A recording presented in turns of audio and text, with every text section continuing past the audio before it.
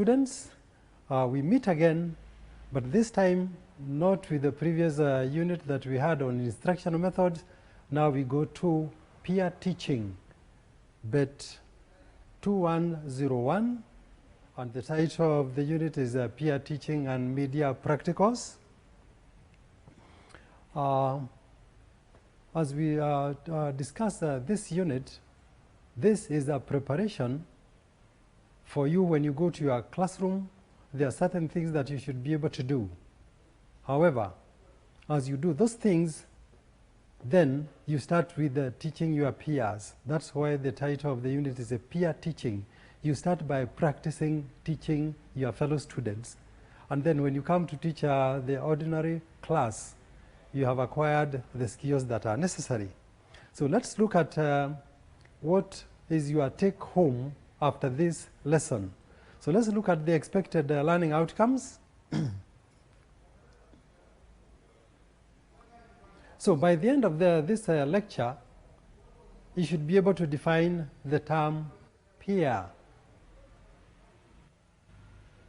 as we use it in this unit. Remember, peer is an English word.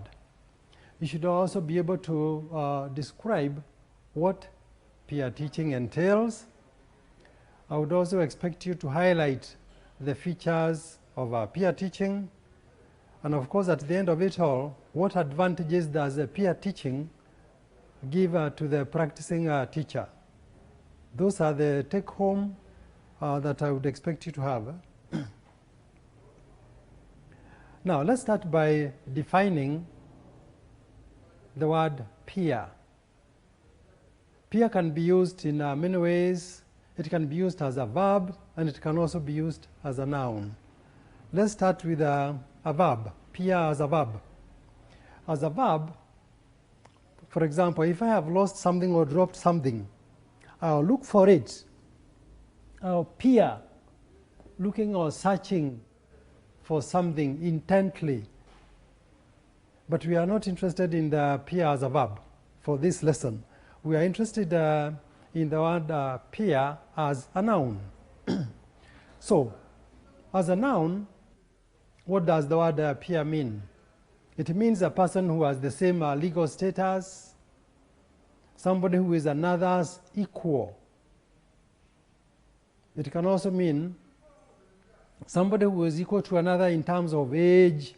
Maybe many of you are around 20 years or 21 years, so you are peers. Perhaps in abilities, if you look back at what you scored in KCSE, perhaps many of you got a B+ or higher, but you would be classified as peers if your ability at KCSE level is almost the same. We also consider people who are of the same background as peers and people of the same status. For example, when I go to the common room, my fellow lecturers are my peers. We can also look at the meaning of our word peer as somebody who is of the same rank. For example, in the police force, there is a sergeant, there is a major, there in the army, and so on. Those would be peers. Or people who are in the same class. The Form 2 students are in the same class, they are peers. Now, what about you? You are peers because you are in my class. That qualifies you to use the term peer. Now, to summarize these different connotations of the word peer, we would like in this unit to use the term peer to mean fellow students in the same class. And a good example is you. You can consider yourself as peers because you are fellow students in the same class. You have a general similar ability, almost the same age, and perhaps even your aspirations are the same, that after this course you become qualified teachers. Now, having talked about the term peer, now we can go back to the title of our unit, peer teaching. So what is this peer teaching? Now, In very few words, peer teaching are students who are teaching and learning from and with each other in both formal and informal settings can be described as practicing peer teaching. It occurs when a student, by design, not default, teaches other students.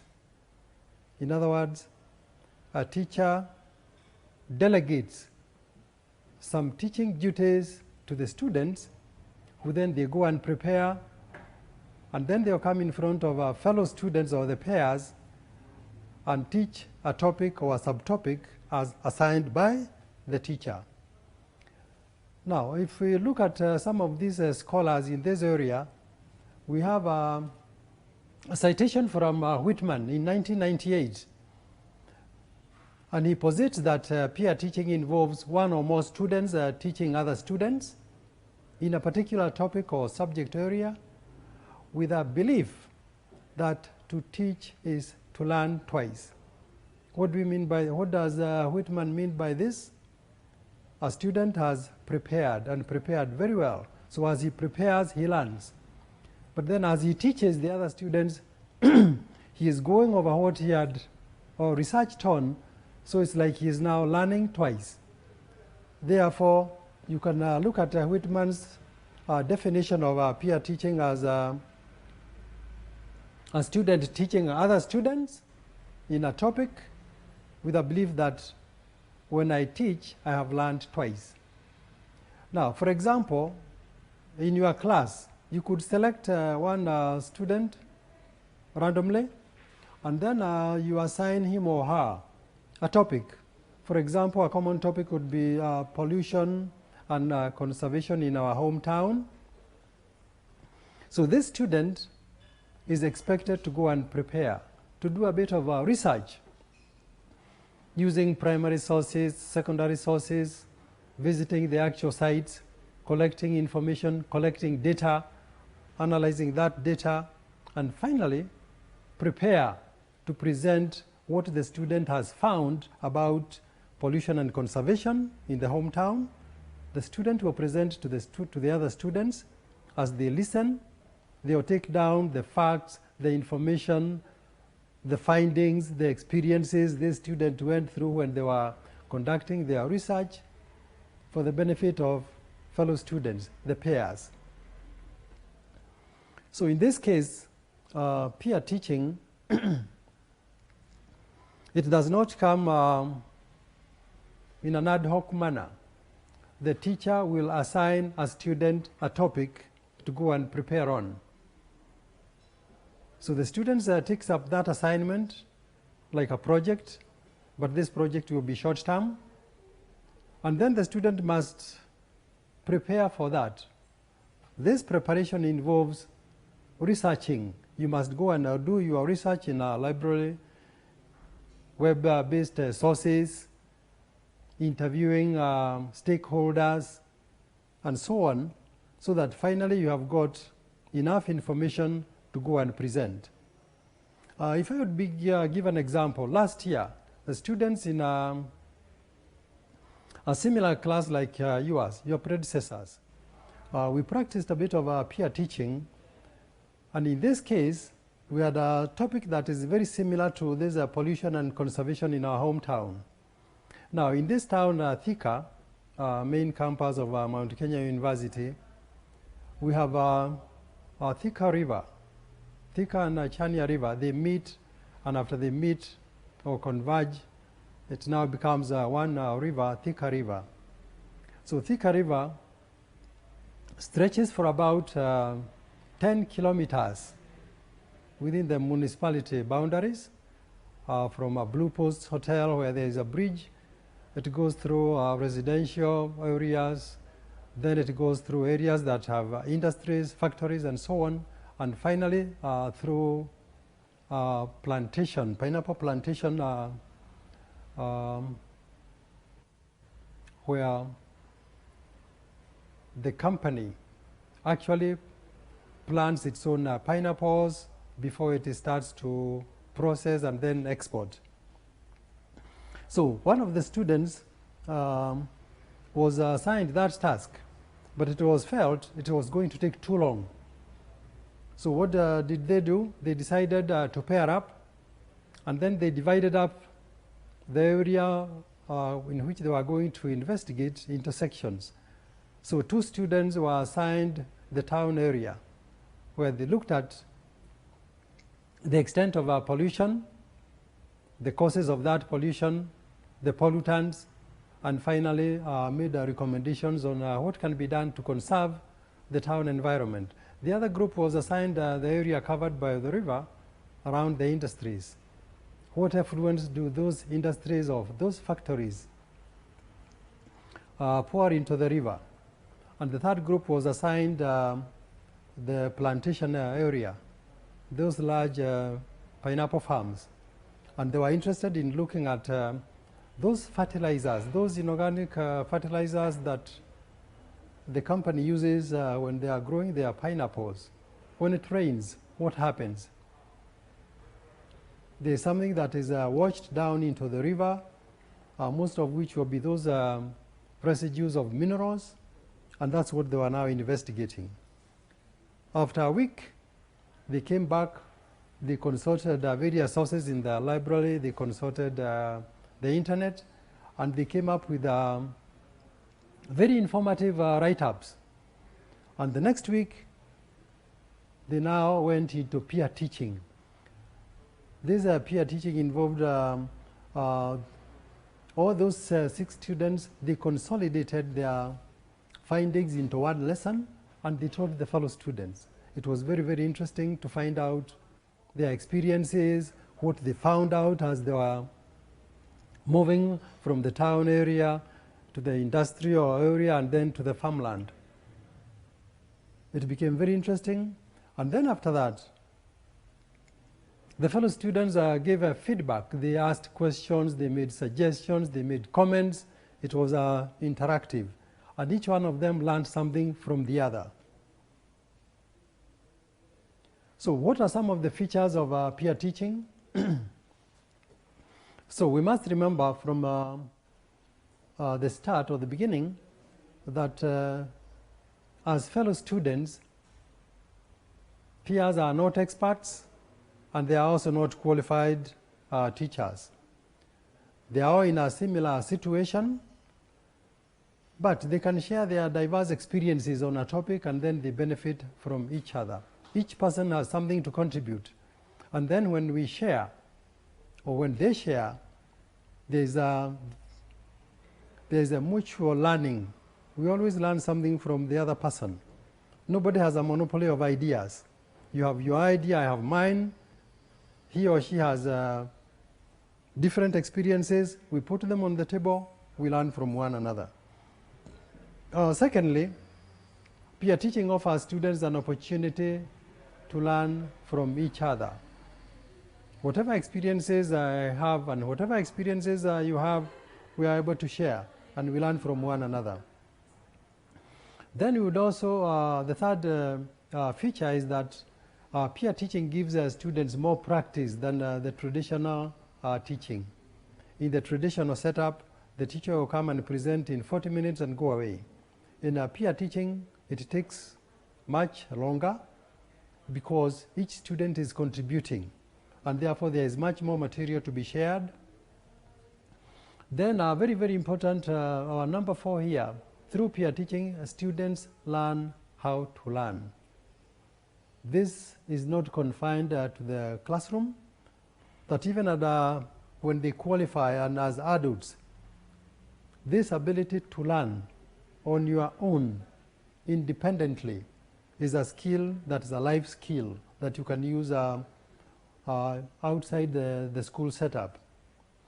Then the fifth feature of peer teaching, the students move from dependence, where they depend on the teacher all the time, to interdependence. They now depend on one another, interdependence. And after interdependence, where there is mutual learning, eventually they will be independent. Even a child, a 1-year child, is nurtured by the parents until a time when the child has to be weaned.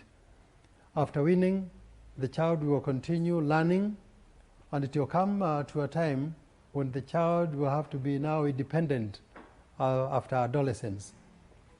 And therefore, it's important to learn to depend on other people for a while, but eventually you become independent. The sharing of our knowledge, ideas, values, and experiences is also a feature of our peer teaching, that everybody has their experiences, they have their ideas, and like we said earlier, nobody has a monopoly of ideas. Therefore, it's important to listen to one another, to share their ideas, experiences, values, and so on. Then, as they also prepare for tier teaching, they develop skills in planning, organizing, learning activities before they come to the class. That experience can only come through peer teaching. When the student is assigned a task, they don't just sit. They go, they plan how they will carry out their research, they plan how they are going to present the lesson and the kind of activities that they are going to carry out with the students. And finally, we would also say they develop communication skills, language skills. How do they communicate with the fellow students? So that's another advantage that we get from peer teaching. Let's now focus on the advantages that peer teaching gives to the students or the trainee students. The first one is that it's mutually beneficial to the teacher and the taught. Remember, the teacher is in quotes one of the students who has prepared for that lesson, and the taught are fellow students or peers. Then the knowledge and experiences are shared between the participants. There is a session or there is a time provided for sharing of experiences, interaction between the participants, so they learn from one another. And then what we had mentioned earlier, being interdependent, depending on each other, instead of being dependent on the teacher. That's an advantage of our peer teaching. Then participation. Participation among the peers increases when the class teacher is not the one in control. There is an air of freedom, as it were. Since the person who is teaching them is a fellow student, they feel more comfortable, they feel more relaxed. Unlike the English saying, in a community where there are cats and mice, when the cat goes out, what do the mice do? They have a dance. In this case, our fellow students feel more relaxed. They are able to exchange much more information than when the teacher is in control. Then in every class, we have the introverts. We have the shy students. Perhaps if you turn to your left or to your right, would you consider that peer as a shy or as an introvert? Perhaps since you know one another, you know who is an introvert in your class, who is the shy student. Peer teaching offers them an opportunity to open up. They feel more relaxed because they are interacting with their fellow students and not the teacher. When the teacher is there in a full class, they will not speak. Now, when they are just in a small group among themselves, that's the time they speak up, they open up, and they share. The emotional support that comes from our fellow students. Whenever I find there is a weakness in this one, a weakness in the other one, we support one another. The emotional support comes in. Then there's a mutual learning. There is the giving and the receiving. And in the same vein, feedback.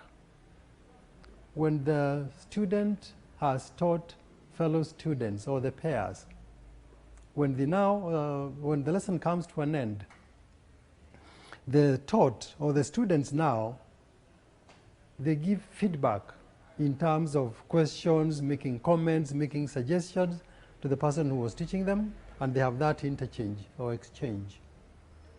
Additionally, we have mentioned earlier, they develop skills in planning and organizing their learning activities when they have been assigned a task of peer teaching. They learn from and they encourage one another. perhaps if I am one of the students assigned a topic in peer teaching, I know the next student or my peer is the one who is going to take over. So when I'm sitting in the class listening to my peer here, I know we are soon going to change positions. Therefore, I support the person who is teaching, because I also expect that they will support me when it is my turn to teach. Then motivation and pride. When the student has been assigned a task, they do research, they come and present. They are the ones in control. There is pride in that. They feel motivated to continue learning and to continue presenting. And then something that is likely to come to the peers as they teach. Some of them will discover they have hidden talent, abilities, as well as the weaknesses. When you interact, that's the time you discover, I have this ability, this person has this ability, but they also have this weakness, and we can assist one another that way. And perhaps take advantage, after I've discovered some of my hidden talents, perhaps I'll take time to ponder, to think about this hidden talent that I have, and I develop it in the future. The other advantages that peer teaching offers, there are no timetabling problems, since this peer teaching is carried out during the normal timetabled lesson. And then for the management, they are always very shy when it comes to activities which have a cost. Peer teaching, fortunately, does not have any cost, because it's entirely carried out by the students within the school, within the class, or within the university lecture hall. And therefore, the management will not be worried about that. All right. Now, like we mentioned in the beginning, what is your take home? So, in this lecture, what have we discussed? First, we defined the term peer as used in this unit. And remember, we are using the term peer as a noun and not a verb. Secondly, we described the components of peer teaching. What does peer teaching entail? What are the features of peer teaching? Then we also talked about how peer teaching is conducted. Remember when we mentioned a student is assigned a task, they go and do a bit of research from primary sources, secondary sources, they prepare the lesson, they plan how they are going to carry out the activities, and then they present. And finally, we stated or mentioned the advantages of practicing peer teaching. What advantages does peer teaching give to the classroom teacher and the students themselves? So that is your take home. But as before we end the session, I would like you to address some questions here in the form of an assignment. And the question number one would, can you briefly explain what the phrase peer teaching means? Part B, describe the key characteristics of peer teaching as a practice. Then question number two is state 8 advantages and 3 demerits of peer teaching. And question number 3, peer teaching is practiced in the university and colleges and perhaps senior secondary schools. So could you suggest reasons why peer teaching may face challenges at primary and junior secondary school levels? Those are the 3 questions that I would like you to treat as your assignment. You have a few days to address the assignment. Do it and do it well before we meet again, and then we shall go over what you have presented in form of answers. Thank you. These televised lectures supplement our robust online learning going on our MKU online platform. You can view more on our televised lectures via our online platform. We are in a digital era. and Mount Kenya University knows this. The following are the steps to follow so as to complete your online application. Download the application form from the website www.mku.ac.ke. Attach copies of your academic certificates and ID. Pay the application fees via M-Pesa pay bill number 270988. Your ID is the account number. 2,000 shillings is the charge for a postgraduate. You can also deposit in the bank accounts provided on the website. Then email all the above to apply@mku.ac.ke.